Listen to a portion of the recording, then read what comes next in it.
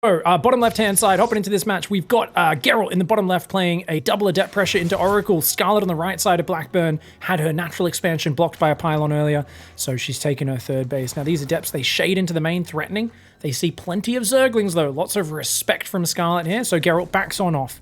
That being said, his first Oracle just pops out now, and he's got another one on the way behind this second gateway to complete the wall off, because he knows that Ling Speed's just kicked in, needs to have that wall off ready at about 3 minutes 30.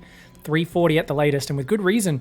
Oh, Scarlett's being greedy though. She does make this mistake sometimes where she sends all her Lings across the map, and that means these adepts, if they go in right now, she's in trouble.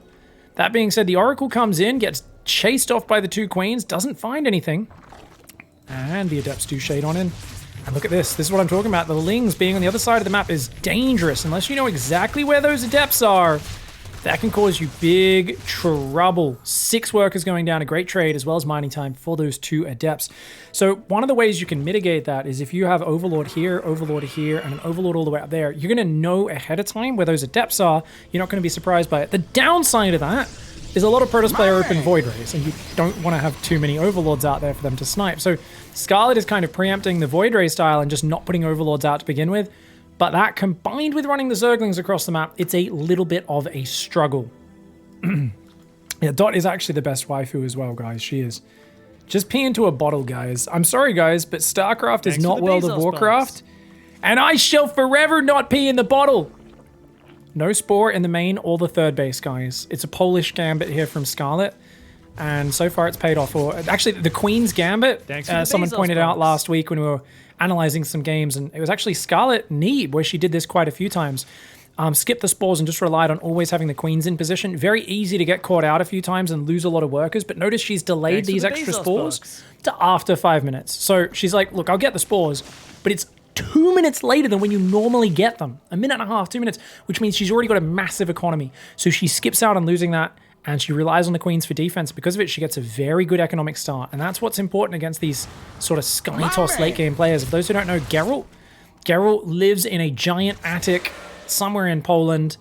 And he's very handsome, tall. He has kind of like shoulder length hair. He's one of the more attractive pro gamers. We're like, what are you doing playing games? Go model some shit or something, man. But he's also an incredibly European player. What does European mean in the context of StarCraft? European means you have an unreal expectation of your own abilities where you think you can play perfectly every game, and so you basically always prefer defensive late game play in almost every situation, and you kind of just think anytime you attack is bad because there is technically a perfect response to it, therefore attacking is not a good idea because a perfect player will always get ahead versus it. Now of course that's kind of factoring in if you were perfectly fast and perfectly strategically oriented in a game with limited information and 1,000 things to do at once. Now those adepts do actually clean up a lot of Zerglings. I think that's a pretty decent trade. He's also identified there's a giant Queen Walk coming across the map. He's got a lot of cannons and batteries, but notice they're clumped. Biles in between those two will hit both of them. Oracles do have a fair bit of energy. He's hung on. No stasis traps here. I wouldn't mind him using the high energy Oracle for a stasis trap. And he does have 3 gateways just pumping units out right now. Also, this Robo will start pumping Immortal soon. Cannon's doing fantastic DPS in a moment. And look at that. That's the Bile positioning I was talking about. Scarlett spots it and says, hey, if you stack your buildings together, I get a 2-for-1 trade. I absolutely love that shit. I'm Zerg. We're the team that masses cheap units. We're the $2 discount store bloody race. That's our race. We will take advantage of that. And she's just one-shotting the cannons, the batteries. I mean, this is fantastically executed. And remember, this is a bigger economy version. She did this versus Neeb as well. I thought she was mind gaming, but she seems to just enjoy this later version of the build where it's so hard for the PROTOSS to scout. It doesn't hit super fast, but by golly, I mean, it hits with so much stuff. There's like 6 queens. There's 5 of them still alive. 11 Ravages and a flood of Zerglings. I mean, she is just doing so much damage, and as long as she kills the third, she is in a fantastic position. Now, notice she still has not started droning behind this, but what I've noticed she's really good at doing is she always takes that 4th base. So she's got a 4th on the gold. I think you could argue that she overcommits to attacking with this build way too much. Oh, another 2-for-1 trade! Oh, actually, she misplaced it. She only gets the cannon, does not get the battery, but oh, she's getting fantastic damage. Her Lings find more probes and Stalkers in the north of the map at the same time. Back at the ramp, Gerald is getting straight up broken. Scarlett takes game 1.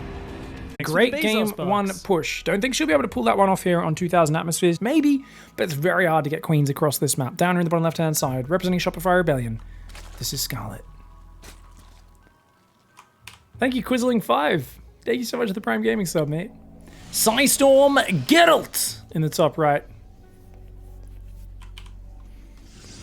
People in chat are saying we need Scarlett versus Australia for a real NA final. Well, Australia is waiting for the winner of this match. So if Scarlett can take out Gerald with her pool first opening. Oh, very cool.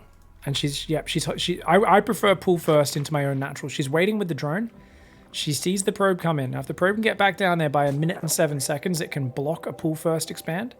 Geralt doesn't even scout the pool first. He just sees the drone count and is like, yeah, you're not early pooling. That's all I care about. Scarlett does get the hatch up. I like that she's been doing this more. It's really nice.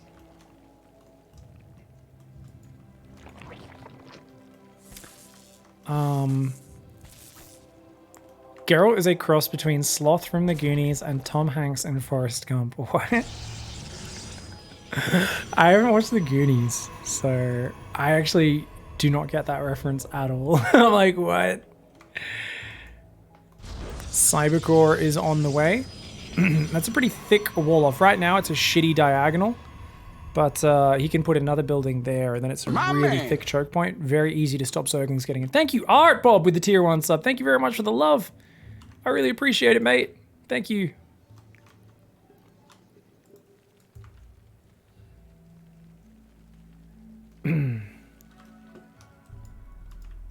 Alright, 4 Zerglings coming over. Geralt is actually going to full wall. Oh, that's cool. Yeah, because Geralt didn't build a Zealot, so he's just going to build a Cybercore. Now, I would argue building a gateway is potentially better. Oh, did he forget his pylon? His pylon's a few seconds late. Oh, that adept is late. Now, what Scarlett doesn't know that the pylon was late. So she assumes the adept was already further along than it actually was, because she sees the chrono, she sees the lights flashing on the gateway. She doesn't know that it's actually not producing. So that's really unfortunate for Scarlett. She maybe could have killed the gateway there if she just stayed there hitting it. That being said, I mean, she only built 4 Zerglings. She forced a Cybercore. She slowed down his tech a little bit. Went down about 233. It's not too big a change, but you know, maybe a 10-second delay on the Twilight. Doesn't matter too much with Twilight builds, though. One could argue. Now, the Adept shades out, but it's kind of like hoping to catch Zerglings coming in. You can see Geralt's kind of hanging around, looking for these Lings, trying to deny her vision. But Scarlett's not a big scouter in this matchup. She likes to play pretty greedy. Now, I don't think he delayed... Did he delay Warp Gate 40 seconds? I actually think he delayed Warp Gate. So he might have been trying to make it look like a Stargate by delaying Warp Gate from starting when he's actually going Twilight Robo. So he's going to be either going... Is it DTs by the looks of it? Yeah, he's waited for 150 gas, puts the DT shrine down. Very nice. Adept working its way across the map. Now, Scarlett, because she doesn't scout much, mixing in a Twilight build definitely could punish her. And she actually, I think, struggles a lot against Adepts. I think she's quite a specialist at dealing with Stargate openings right now. But I'd say Adept's definitely potentially her weak spot. DT is a bit more of a surprise factor. We'll see what happens. Thank you so much, Cold Hot Coco, as well with the gifted sub. Y'all being way too generous today. Thank you so much for the love, guys. So this is actually a 4-gate as well. So 4-gate Prism DT. This is old school. This is OS, baby. The Prism is not particularly fast. So I actually think this is going to hit slower than what I would normally hit with this build. Yeah, this is going to be a pretty slow version of it. But he's got a well-timed 3rd and 4th cast that are going to be mining. He's going to have 4 DTs, so he could even go straight Archon with it if he wants to. Normally, you'd want to be hitting by about 440 with the DTs. Warping it any later than about 437 is pretty bad. But remember, she went pool first, so this was not optimal openings for either player. 3 workers do go down. And those Lings aren't getting stopped in the choke point. The Adept is going to go into that main base. Can he get 1 drone with it before it dies? Yes, he can. It will go down soon after. Spore Crawler at the 3rd, plus a lot of Queens and Zerglings. So he's going to try and move. Notice Scarlett can't see when he moves out of Spore range. So Scarlett doesn't have detection except nearby. Now, he could actually kill the Roach Warren. Oh, bad Roach Warren placement. Can she move the Spore in time to chase him off? She's going to have to transfuse. Oh, she drops some transfuses. Oh, remember, we're playing on the NA Eastern server, so of course Gerald has a little bit of lag. I think he could have saved at least 3 of those DTs otherwise, but still gets the Roach Horn. Losing 2 DTs, is that worth killing the Roach Horn? I mean, if you're following it up with an attack very soon, sure, but otherwise she can still drone, she can still build Zerglings in the meantime. So if there's nothing to really take advantage of the lack of Roaches, then it doesn't matter. Now notice Gerald is saying, look, if you come in with your Lings, the DTs will kill you. So now he should morph the other 2 DTs now, and the Archon covers them. Yeah, well done. Archon's very good versus Queens and Zerglings. However, on creep, the Queens can absolutely try to hold this back. Where's his Observer? Oh, he hasn't built an Observer yet. That's a huge mistake. This build order, you need an Observer to clear up their creep. Otherwise, they get way too much map control. So I think Gerald not having an Observer out is a massive misstep. He's going up to 6 gateways, 8 gateways right now. So he's just doing it all in. I guess that's why he's skipping it, is because he doesn't care. He's like, fuck it. No, I'm going to try to all in you anyway. He's morphing Archons, Zealots at the 3rd base. So those are all going to become Archons. He's going to go 8 gate Zealot and just go all in. He's hoping Scarlett's too greedy. She's already at 66 workers. If she holds this attack, it is because her macro, her early defense was so good. She's building Roaches right now. She's starting a Spire. I mean, her scouting is so limited. She's been so blind. She's finally getting Zerglings over there. I'm telling you guys, she's very greedy. She plays very greedy. She sees no probes building, very few probes, Zealots, Archons. She immediately will be building nothing but Roaches and Spines from here. Notice she queues up more Overlords. More Roaches will be starting. She has Overlord speed on the way. I would cancel that if I was her. I might even cancel the Spire, but where is the Roach production? Where are the Spines? Her Lava count, there we go, 7 more Roaches on the way. Is this going to be enough? She's making Ravages, Roaches, anything she can do to survive.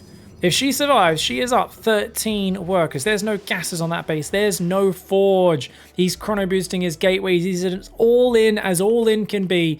He's making a +1 now.